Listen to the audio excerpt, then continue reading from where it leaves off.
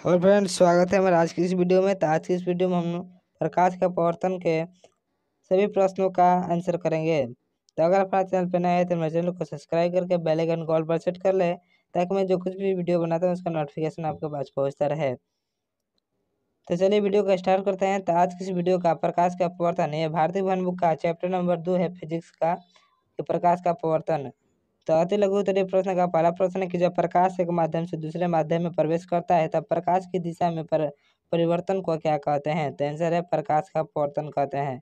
2 number question है कि जब प्रकाश की किरण विरल माध्यम से सघन माध्यम में जाती है तब वह अभिलंब की ओर मुड़ती है या अभिलंब से दूर मुड़ती है? तो आंसर है कि अभिलंब की ओर मुड़ेगी। फिर अगला क्वेश्चन है 3 नंबर।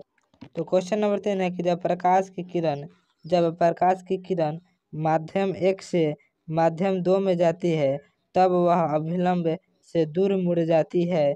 दोनों में से कौन माध्यम प्रकाशीय रूप से अधिक सघन है? तो आंसर है कि माध्यम 1 जो है वह अधिक रूप से सघन है। फिर अगला क्वेश्चन है 4 नंबर कि वायु में प्रकाश 1 सेकंड में लगभग कितनी दूरी तय करता है? तो आंसर है कि 3 लाख किलोमीटर पर सेकंड, 3 लाख किलोमीटर पर सेकंड। फिर 5वां है कि स्नेल का नियम क्या है? तो आंसर है, तो देखिए स्नेल का नियम किसे कहते हैं? तो कि नहीं, दो माध्यमों और प्रकाश के किसी विशेष रंग के लिए आपतन कोण की जया और अपवर्तन कोण की जया का अनुपात सदैव एक नियतांक होता है, अर्थात साइन आई बटा साइन आर बराबर एक नियतांक। ये स्नेल का नियम है। यह बहुत ही वीवीआई प्रश्न है। यह एग्जाम में 2 नंबर में अधिकांश पूछा जाता है। फिर अगला क्वेश्चन है 6 नंबर का, अपवर्तनांक की परिभाषा दे। आंसर है कि निर्वात में प्रकाश की चाल और किसी अन्य माध्यम में प्रकाश की चाल के अनुपात को हम लोग अपवर्तनांक कहते हैं। फिर अगला क्वेश्चन है 7 नंबर। तो क्वेश्चन नंबर 7 है कि किसी माध्यम का अपवर्तनांक अधिक होता है या सघन माध्यम का या विरल माध्यम का? तो किस किस माध्यम का अपवर्तनांक अधिक होता है, सघन या विरल? तो आंसर है कि सघन माध्यम का अपवर्तनांक अधिक होता है। फिर है कि पानी का अपवर्तनांक 1.33 है, इस कथन का क्या तात्पर्य है? तो आंसर है कि पानी का अपवर्तनांक 1.33 है। इस कथन का इस कथन इस कथन का तात्पर्य यह है कि निर्वात में प्रकाश की चाल और वायु में प्रकाश की चाल का अनुपात निकालने पर 1.33 आएगा। फिर अगला क्वेश्चन है 9 नंबर के, पार्श्विक विस्थापन से आप क्या समझते हैं? तो आंसर है कि कांच की सिल्ली से जब प्रकाश की किरण अपवर्तित होती है तो आपतित किरण और निर्गत किरण के बीच लंबवत दूरी को हम लोग पार्श्विक विस्थापन कहते हैं। फिर क्वेश्चन नंबर 10 है कि दिए गए चित्रों को ध्यान से देखें और उनके दिए गए प्रश्नों के उत्तर दें। तो यहाँ पर देखिए पहला पहला चित्र है, ये दूसरा चित्र है और ये तीसरा चित्र है। तो चित्र क में 1, 2 एवं 3 में कौन निर्गत किरण नहीं हो सकती है? तो आंसर है कि 1 तथा 2 निर्गत किरण नहीं हो सकती है क्योंकि यह अभिलंब की ओर जा रही है। ख का आंसर है कि r बराबर 60 डिग्री, इसलिए I बराबर 60 डिग्री होगा। फिर ग का आंसर है कि कांच की सिल्ली से होकर गुजरने वाली सीधी किरण उसी मार्ग से अपवर्तित होगी। अब अगला क्वेश्चन है 11 नंबर के, लेंस कितने प्रकार के होते हैं? तो लेंस मुख्यतः 2 प्रकार के होते हैं, पहला उत्तल लेंस, दूसरा अवतल लेंस। फिर क्वेश्चन नंबर 12 है कि लेंस के मुख्य अक्ष की परिभाषा दे। तो आंसर है कि लेंस जिस गोलीय कांच का बना होता है उसके वक्रता केंद्रों C1 और C2 को मिलाने वाली रेखा को ही हम लोग लेंस का मुख्य अक्ष कहते हैं। तो लेंस का मुख्य अक्ष से कहते हैं, तो C1 और C2 को मिलाने वाली रेखा को लेंस का मुख्य अक्ष कहा जाता है। फिर क्वेश्चन 13 कि पतला लेंस क्या है? तो जिस लेंस की फोकस दूरी अधिक होती है उसे हम लोग पतला लेंस कहते हैं। क्वेश्चन नंबर 14 कि प्रत्येक लेंस के कितने मुख्य फोकस होते हैं? लेंस के किस मुख्य फोकस को लेंस का फोकस कहा जाता है? तो आंसर है कि प्रत्येक लेंस के 2 मुख्य फोकस होते हैं। लेंस के द्वितीय मुख्य फोकस को लेंस का फोकस कहा जाता है। तो प्रत्येक लेंस के कितने मुख्य फोकस होते हैं? 2 मुख्य फोकस होते हैं। यह क्वेश्चन ऑब्जेक्टिव में भी पूछा जाता है और लेंस के द्वितीय मुख्य फोकस को ही लेंस का फोकस कहा जाता है। फिर क्वेश्चन नंबर 15 को, उत्तल लेंस के सामने किसी वस्तु को कहाँ रखने पर उसके आकार के बराबर के आकार का वास्तविक प्रतिबिंब बनता है? तो आंसर है कि उत्तल लेंस के सामने किसी वस्तु को 2f पर रखने से उसके आकार के बराबर के आकार का वास्तविक प्रतिबिंब बनता है। तो कहाँ पर रखने पर? 2f पर रखने पर उसके आकार के बराबर के आकार का वास्तविक प्रतिबिंब बनता है। फिर क्वेश्चन नंबर 16 है, फोकस दूरी किस लेंस की धनात्मक होती है? फोकस दूरी किस लेंस की धनात्मक होती है? उत्तल लेंस की अथवा अवतल लेंस? तो आंसर है कि उत्तल लेंस की फोकस दूरी जो होती है वह धनात्मक होती है। क्वेश्चन नंबर 17 है, जिस माध्यम का अपवर्तनांक कम होता है उसमें प्रकाश की चाल कम होती है या अधिक? तो आंसर है कि जिस माध्यम का अपवर्तनांक कम होता है उसमें प्रकाश की चाल अधिक होती है। जिस माध्यम का अपवर्तनांक कम होता है उसमें प्रकाश की चाल अधिक होती है। फिर क्वेश्चन नंबर 18 है कि किस लेंस को अभिसारी लेंस कहते हैं? तो आंसर है कि उत्तल लेंस को अभिसारी लेंस कहते हैं। 19 नंबर क्वेश्चन है, यदि कोई वस्तु उत्तल लेंस से बहुत ही दूर अनंत पर हो तो वस्तु का प्रतिबिंब कहाँ बनेगा? तो आंसर है कि जब वस्तु अनंत पर हो तो वस्तु का प्रतिबिंब उत्तल लेंस के फोकस पर बनेगा। क्वेश्चन नंबर 20 है कि कौन सा लेंस वास्तविक और आभासी दोनों प्रकार का प्रतिबिंब बनाता है? तो आंसर है कि उत्तल लेंस वास्तविक और आभासी दोनों प्रकार का प्रतिबिंब बनाता है। क्वेश्चन नंबर 21 है कि यदि किसी लेंस द्वारा प्राप्त प्रतिबिंब वस्तु की अपेक्षा हमेशा सीधा और छोटा हो तो वह कैसा लेंस है? तो आंसर है कि किसी वस्तु का हमेशा सीधा और छोटा प्रतिबिंब बनता है तो वह अवतल लेंस है। 22 नंबर क्वेश्चन है कि उत्तल लेंस द्वारा किसी वस्तु का आवर्धित एवं आभासी प्रतिबिंब कब बनता है? आंसर है कि उत्तल लेंस द्वारा आवर्धित एवं आभासी प्रतिबिंब तब बनता है जब वस्तु ध्रुव और फोकस के बीच हो। 23 नंबर क्वेश्चन है कि किसी उत्तल लेंस के सामने एक पिन को कहाँ रखने पर उसका प्रतिबिंब अनंत पर बनता है? तो आंसर है कि उत्तल लेंस के सामने एक पिन को फोकस पर रखने पर उसका प्रतिबिंब अनंत पर बनता है। 24 नंबर क्वेश्चन है कि दैनिक जीवन में लेंसों के दो साधारण उपयोग बताए। तो आंसर है कि दैनिक जीवन में लेंस के दो साधारण उपयोग निम्नलिखित है। पहला है दूरदृष्टि दोष को दूर करने में उत्तल लेंस और निकट में अवतल लेंस का उपयोग होता है। और फिर दूसरा उपयोग है उत्तल लेंस का उपयोग पठन लेंस के रूप में भी किया जाता है। फिर अगला क्वेश्चन है 25 नंबर की, सिनेमा हॉल के पर्दे पर दिखने वाले चित्र वास्तविक है या आभासी? तो आंसर है कि वास्तविक है, क्योंकि पर्दे पर वास्तविक प्रतिबिंब को ही पाया जा सकता है, आभासी प्रतिबिंब को नहीं। 26 नंबर क्वेश्चन है कि किसी उत्तल लेंस द्वारा वस्तु का आभासी एवं आवर्धित प्रतिबिंब बनाने हेतु वस्तु की स्थिति कहाँ होनी चाहिए? तो आंसर है कि उत्तल लेंस और उसके फोकस के बीच, उत्तल लेंस और उसके फोकस के बीच। फिर क्वेश्चन नंबर 27 है कि यदि कोई वस्तु किसी उत्तल लेंस के बाईं और उसकी दूनी फोकस पर रखी हो तो उसका प्रतिबिंब कहाँ बनेगा? तो आंसर है कि कोई वस्तु उत्तल लेंस के बाईं ओर और उसकी दूनी फोकस दूरी पर रखी गई हो तो उसका प्रतिबिंब दाईं और दुगनी फोकस दूरी पर बनेगा। कहाँ बनेगा प्रतिबिंब? दाईं और उसकी दुगनी फोकस दूरी पर बनेगा। क्वेश्चन नंबर 28 है कि पतले लेंस की फोकस दूरी f बराबर -10 सेंटीमीटर है, यह उत्तल लेंस है या अवतल लेंस है? तो आंसर है कि वह फोकस दूरी ऋणात्मक है, इसलिए वह अवतल लेंस है, इसलिए यह अवतल लेंस है, क्योंकि अवतल लेंस की फोकस दूरी ऋणात्मक होती है। 29 नंबर क्वेश्चन है कि लेंस से किसी वस्तु की दूरी u, प्रतिबिंब की दूरी v और लेंस की फोकस दूरी f में क्या संबंध है? तो आंसर है कि 1/f बराबर 1/v माइनस 1/u। फिर है क्वेश्चन नंबर 30 के किसी लेंस से किसी वस्तु की दूरी u, प्रतिबिंब की दूरी v और लेंस द्वारा प्राप्त आवर्धन m में क्या संबंध है? तो आंसर है कि m बराबर -v/u। क्वेश्चन नंबर 31 है कि किसी लेंस की फोकस दूरी और उसकी क्षमता में क्या संबंध है? तो आंसर है कि लेंस की क्षमता यानी पावर बराबर 1 में फोकस दूरी। 32 नंबर क्वेश्चन है कि लेंस की क्षमता कैसे ही मतलब क्या है? तो मीटर इनवर्स।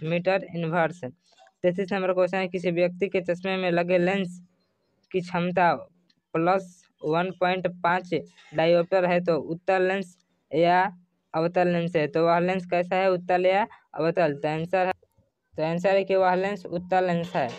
फिर अगला क्वेश्चन है 34 नंबर की, किसी उत्तल लेंस का आधा भाग काले कागज से ढक दिया गया है, क्या यह लेंस किसी वस्तु का पूरा प्रतिबिंब बना सकेगा? तो आंसर है हाँ। 35 नंबर क्वेश्चन है कि लेंस प्रतिबिंब कैसे बनाते हैं? तो आंसर है कि लेंस प्रकाश का अपवर्तन द्वारा प्रतिबिंब को बनाते हैं। 36 नंबर क्वेश्चन है कि किसी लेंस की क्षमता 1 डायोप्टर है तो इसे परिभाषित करें। तो आंसर है कि एक डायोप्टर उस लेंस की क्षमता है जिसकी फोकस दूरी 1 मीटर हो, यानी 1 डायोप्टर बराबर 1 मीटर इनवर्स।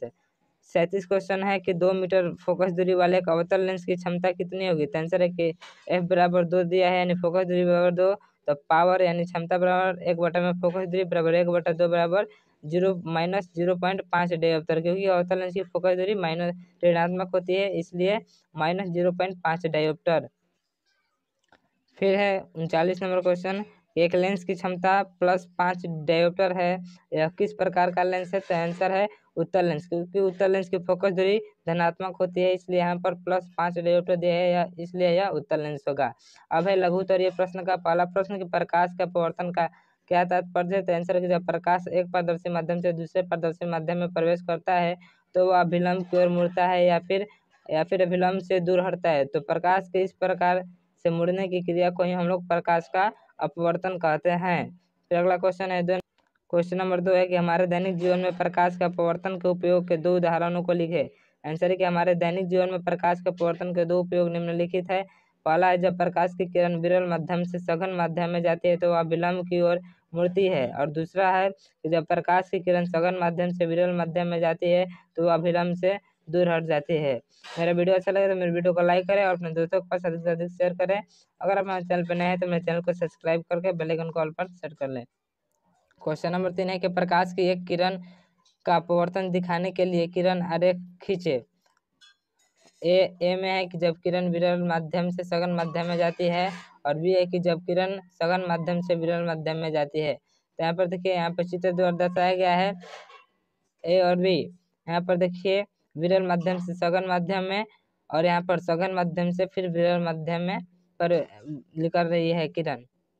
तो आप इस डायग्राम को देखकर समझ सकते हैं। अब अगला क्वेश्चन है क्वेश्चन नंबर 4 है कि हवा में चलते हुए प्रकाश की एक किरण जल में तिरछा प्रवेश करती है, क्या प्रकाश किरण अभिलंब की ओर झुकेगी अथवा अभिलंब से दूर होगी, बताएं क्यों। तो आंसर है कि जब हवा में चलते हुए प्रकाश की एक किरण जल में तिरछा प्रवेश करती है तो वह विलंब की ओर मुड़ जाती है, क्योंकि हवा विरल माध्यम है, क्योंकि हवा जो है वह विरल माध्यम है। इससे पानी सघन माध्यम में प्रवेश करती है तो वह विलंब की ओर मुड़ती है। फिर अगला क्वेश्चन है 6 नंबर की, पानी में रखा हुआ सिक्का कुछ ऊपर उठा हुआ प्रतीत होता है, क्यों।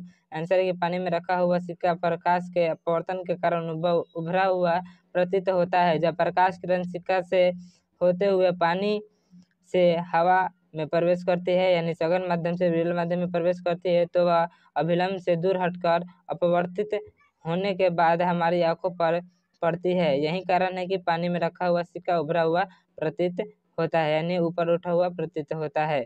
फिर क्वेश्चन नंबर 7 है कि प्रकाश के अपवर्तन के नियमों को लिखे। तो आंसर है कि प्रकाश के अपवर्तन के 2 नियम है। पहला है आपतित किरण, अपवर्तित किरण और उस पर डाला गया लंब तीनों एक ही तल में होते हैं।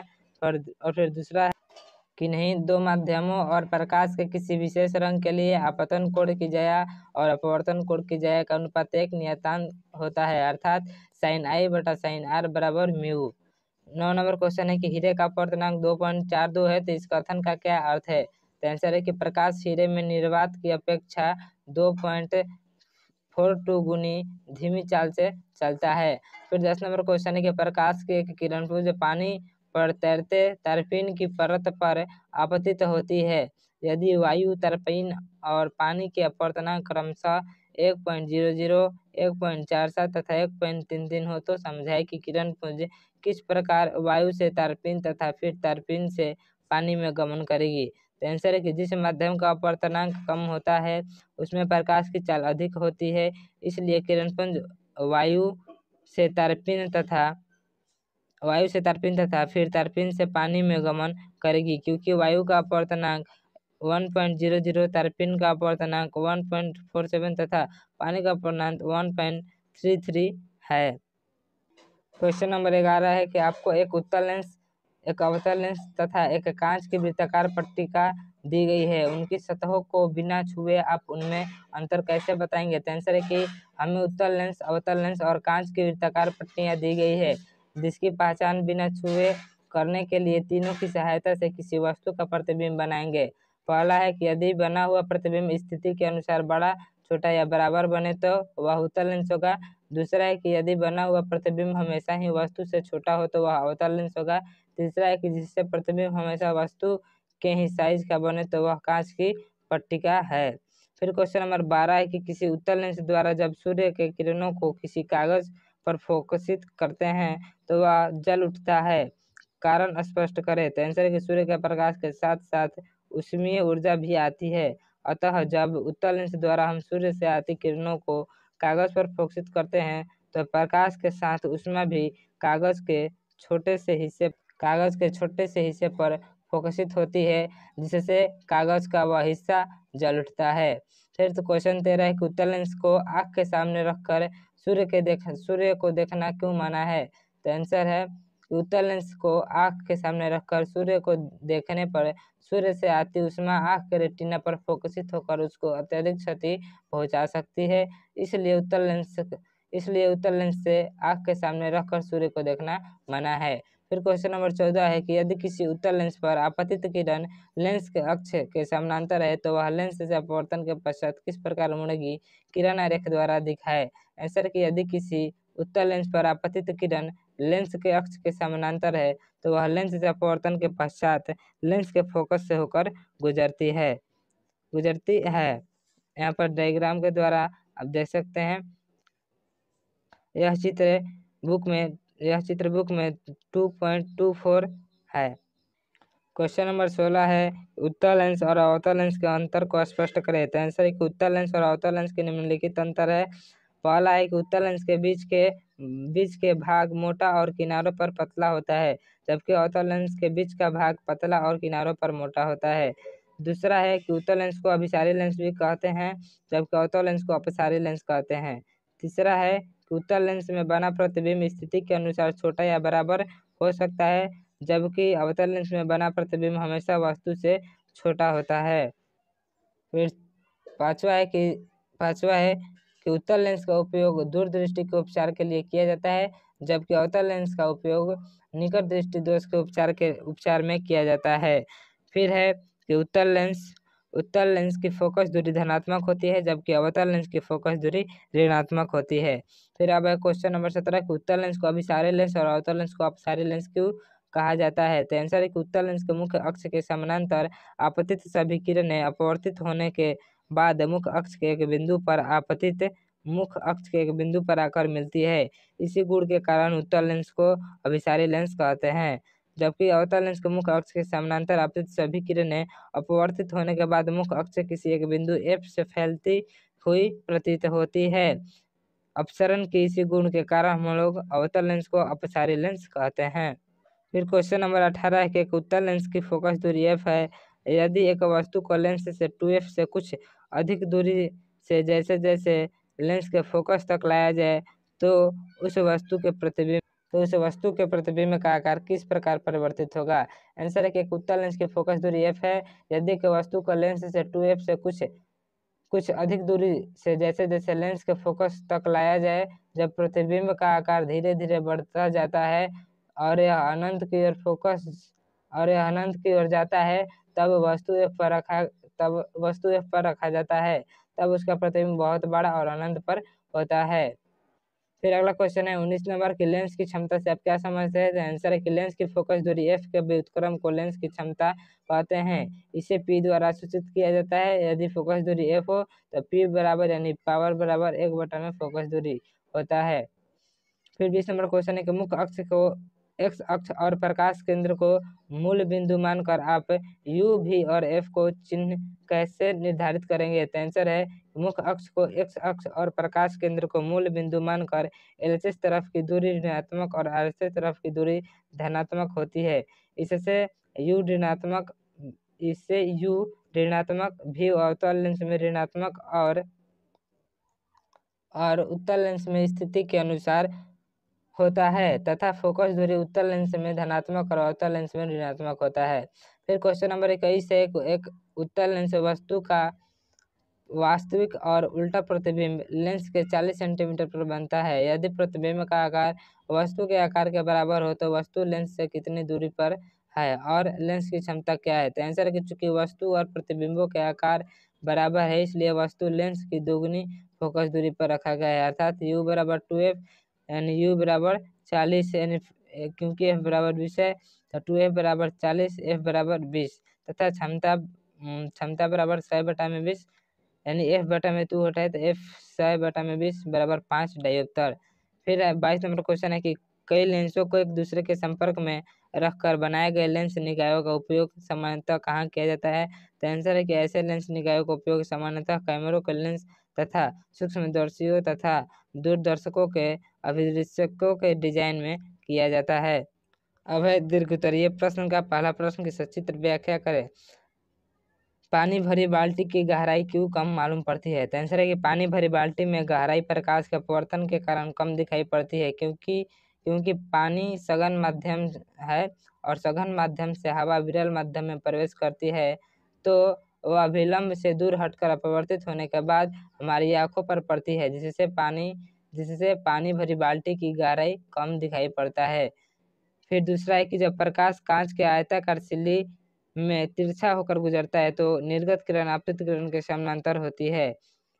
तो किरण आरेख से समझाए तो आंसर है कि जब प्रकाश कांच की आयताकार सिल्ली में तिरछा होकर गुजरता है तब अभिलंब की ओर मुड़ता है, क्योंकि हवा से कांच अधिक सघन है, और जब कांच की सिल्ली से हवा में प्रकाश किरण निर्गत होती है तो अभिलंब से दूर हटती है, क्योंकि हवा विरल माध्यम है। इस प्रकार कांच की आयताकार सिल्ली से जब प्रकाश किरण तिरछा होकर गुजरता है तो निर्गत किरण आपतित किरण के समानांतर हो जाती है। फिर क्वेश्चन नंबर 3 है कि किरण आरेखों की मदद से उत्तल और अवतल लेंसों की प्रथम तथा द्वितीय मुख्य फोकस को समझाए। तो आंसर है कि प्रत्येक लेंस में 2 मुख्य फोकस होता है।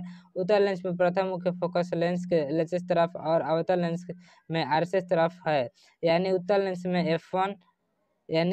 में F1 मुख्य अक्ष पर वह बिंदु है जिसमें प्रकाश किरण लेंस से अपवर्तित होने के बाद मुख्य अक्ष के समानांतर हो जाती है, जबकि अवतल लेंस में F1 मुख्य अक्ष पर वह बिंदु जिस पर प्रकाश किरण मिलती प्रतीत होती है।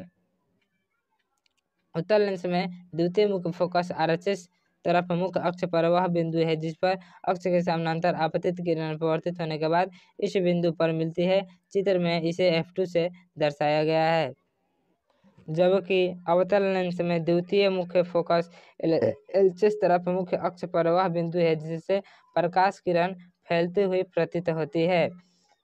फिर चौथा है कि किरण आरेख द्वारा एक उत्तल लेंस में बने प्रतिबिंब को दर्शाएं जब वस्तु फोकस और प्रकाश केंद्र के बीच है। तो यहाँ पर देखिए डायग्राम के द्वारा दर्शाया गया है, चित्र नंबर 2.26 है।